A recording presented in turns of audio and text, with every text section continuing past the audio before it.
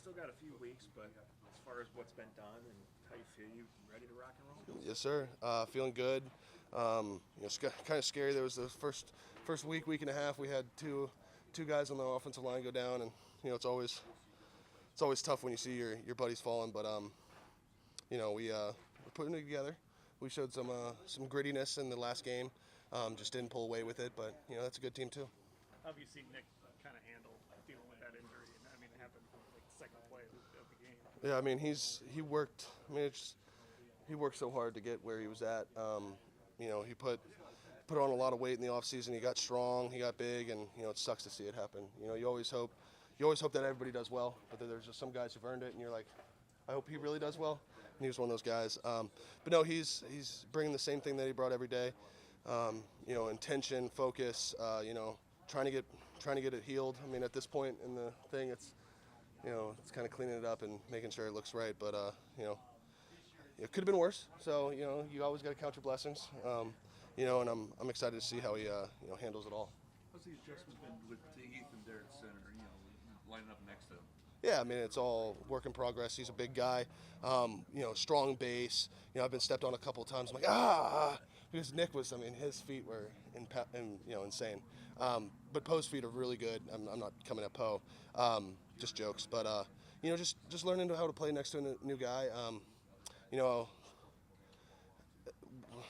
don't want to say that this is good, but, we have time to kind of get to speed with a new center. It's not like it's in the middle of a game or middle of a season where we have a little bit of time to kind of focus in and get better together, which is important. I wish it never happened, but if it happened, at least it was early enough in camp that we can kind of get back to full speed. Where can you see? He started 40 games, in the league, so he's not new to this. Where can you see that experience compared to taking nothing away from Nick? He's just a young guy. Where can you see that experience that Ethan has? Showing maybe over what even you saw on this. Yeah, no, I think that experience is a lot, especially on the offensive line. The joke is always, you're starting to play your best football and understand the most right when your body starts failing you. He's kind of, he's in a perfect place where, he's making that next step to be, that day one, week one starter, and I'm excited to see where he goes and what he does. He's big, he's strong, he's smart, he's talented. You just kind of. Learn how he plays and how he calls, and like you said, he doesn't miss many plays or calls, so he's a good player to play next to. Wyatt, it's preseason, so it's ranking season. People say that you and Joel make up the best guard tandem in the league. Does that have significance to you? I didn't know that, but yeah, no, it's awesome. No, I stay off of social media. It's always good to get a pat on the back, but then those are sometimes the same people that will be like, oh, he's playing crappy, all this different stuff. So, you kind of try to take it with a grain of salt. You respect him. You thank you. I'm never going to be mad at Pro Football Focus for saying good things about us, but or whatever the magazine might be, but or website. But just take everything with a grain of salt. I have so much to get better at. If this camp has shown me one thing, that it's just because you play at a high level for 2 years doesn't mean you're going to come out and play at that high level forever. Not everybody's Joel Bitonio who get better each year. Going into year 9, 10, and he's an absolute stud, one of the best to play. So, but I can learn something from him, and how he takes care of his body, how he trains, what he's eating, how he's, his therapy, all these different things I can kind of note and jot down and kind of see how someone at, he's not old, but someone at that year 9, year 10 mark can take that next step again. It was this time of year you got traded. Do you ever reflect on that this time of year? No, I try to move past it. Try not to hold any grudges. I've said it about a million times. You guys, it's going to be regurgitating old information for y'all. But the business and the personal. The personal side was I love my teammates, I love my guys, and it hurt to leave. The business side, I was wanted by another team. So it's like you kind of got to look at the positives here. 2 years ago, 2 full years ago, no one knew that I was going to be a good player. It's kind of like, oh, he has potential. Really, Dorsey was the only one who had true faith in me, who got me here. And then Bill Callahan put his wing around and tried to help get me to that level. But that's the key, is continue to play at that level.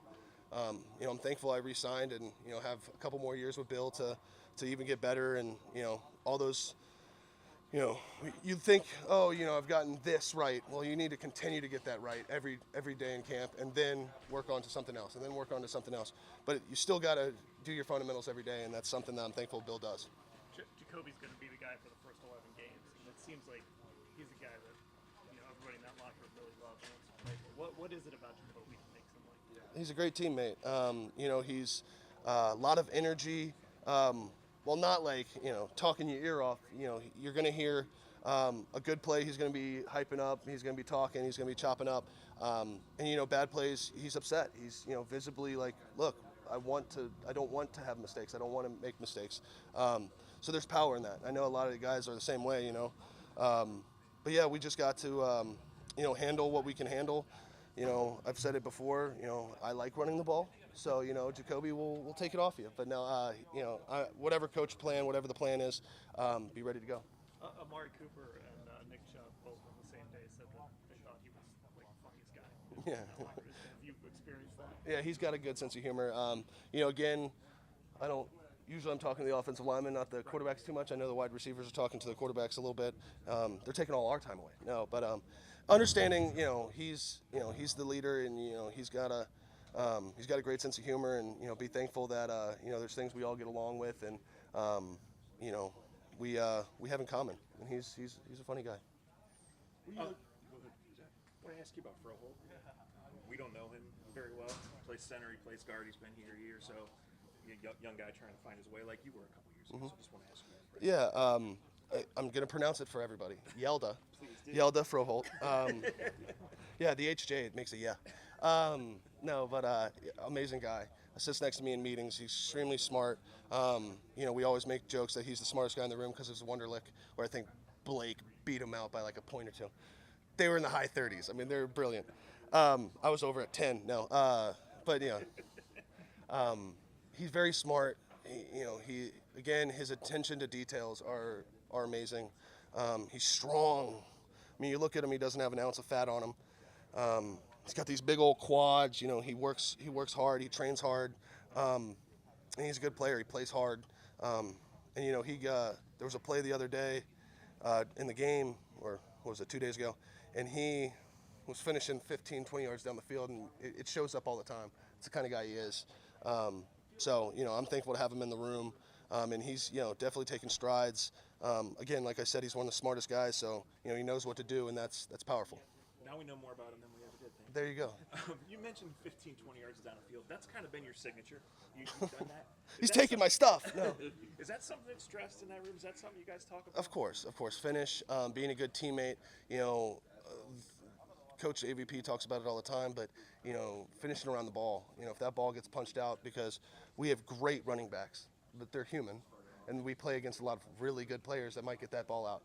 We saw that in the first preseason game when Dearnest, guy right off the edge, you know, blindly put his head right when the ball. That dude has sure hands, and, you know, he dropped it. So, you know, that just shows you that it can happen to anybody. I mean, his attention, you know, Dearnest's attention to detail, especially when putting hands on the ball, is, you know, impeccable. And then that happens. So, you know, finishing around the ball, you know, if the ball ever comes out, you know, whatever happens, if you're pushing your guy over the pile and the ball falls out, you know, now you're a savior. So it's always, you know, not really incentivized, but it's always, you know, talked about and kind of pushed, that finish, especially around the ball, you know, running downfield, making sure that you're a good teammate, helping up your guys. That's a non-given. You gotta do that thing. Whose eyes get bigger when you see like a 180-pound DB down the field? Yours or his? I think he likes to hit. Poa does too. I saw Poa in the joint practices come out and just smash the DB. No, I really like it, but you know, we have a bunch of you know, hungry dogs in there, and, you know, it's a good thing. Michael said that Sunday was the first game he had ever played center before. Didn't look like a guy that had never played center before.